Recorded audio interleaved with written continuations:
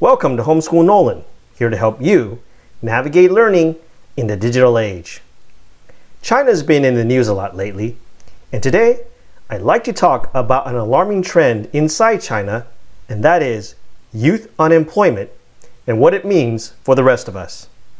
Now, some of you may be wondering, why should this mean anything to me if I don't even live in China? Well, the fact is, China is still the world's second largest economy. And for better or for worse, what happens in China doesn't always stay in China. Yes, China has a different system of government, but like the law of gravity, the laws of economics and supply and demand apply to people everywhere. And it's important for us, looking from the outside, to identify what is unique about the situation in China and separate it from real trends that could affect us here as well. But first, let's start with some statistics. The youth unemployment rate in China was last reported back in May to be about 21.5%. The government has since stopped releasing these numbers, which has led many people to speculate that the real unemployment rate is actually much higher. Now, unemployment is tough for anybody at any age, but history has shown that when a society has too many young people who are unemployed and feel they have no purpose and future, then the society becomes ripe for uprisings, protests, and social instability. But why does youth unemployment seem particularly acute in China? Well, there are at least a couple reasons. First, China's economy remained locked down longer than most countries during the pandemic. And during this time, many foreign companies and investors decided to pull out of China, or at least put a pause on further investment. Also, rising tensions between the USA and China also didn't help. This all dampened hopes for a quick economic recovery after pandemic restrictions were lifted. On top of that, the government of China in the last few years has cracked down on two industries that used to provide a lot of jobs for young people, mainly the tech industry and online education. So all that seems like problems unique to China, right? Well, not so fast.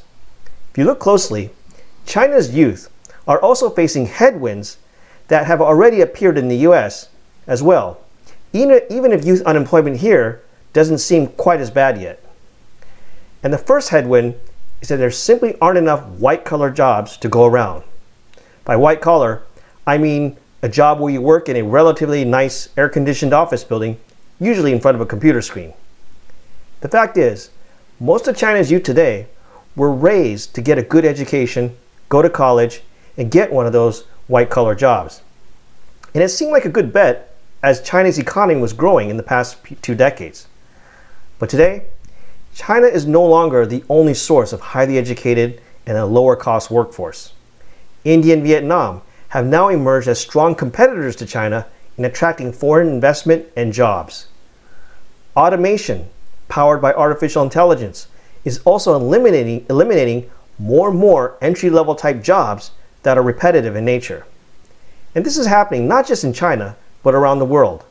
The demand for well-educated workers just isn't keeping up with the supply.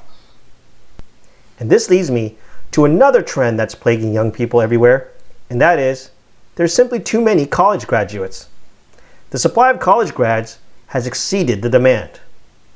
This may be tough to accept for a generation that was taught from the time they were little that getting a college degree was almost a sure way for better jobs and a better life.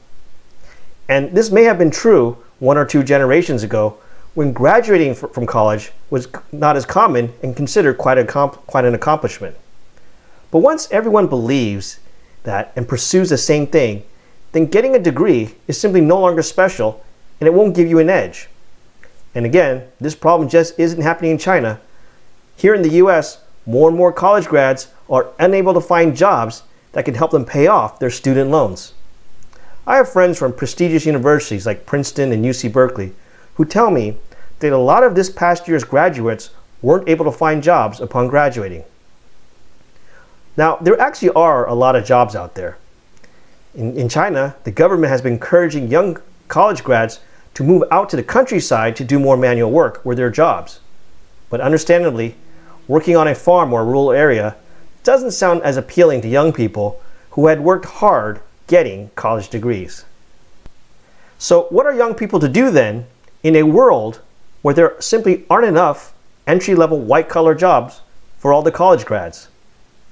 Well, the simple answer would be to consider non-white-collar jobs. There will always be a need for skilled tradesmen like plumbers and electricians, whether you're in China or any other country.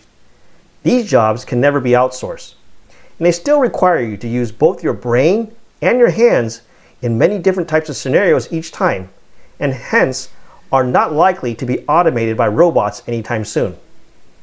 But for those who still prefer to work in a nice office with a laptop, keep in mind that merely having a college degree just isn't enough anymore. To get the higher paying jobs, you need to stand out. You can stand out by having a specialized skill few others have, or by just demonstrating that you're really good at something that employers need. Now, I know that may sound vague, but the important takeaway is that a college degree alone won't get you as far as it may have in previous generations, whether you're in China or anywhere else in the world. And I hope this video has given you some perspective on how to adapt to this fast-changing world. Let me know what you think in the comments below. And don't forget to click subscribe for more videos like this one. Thank you for watching. I'll see you next time.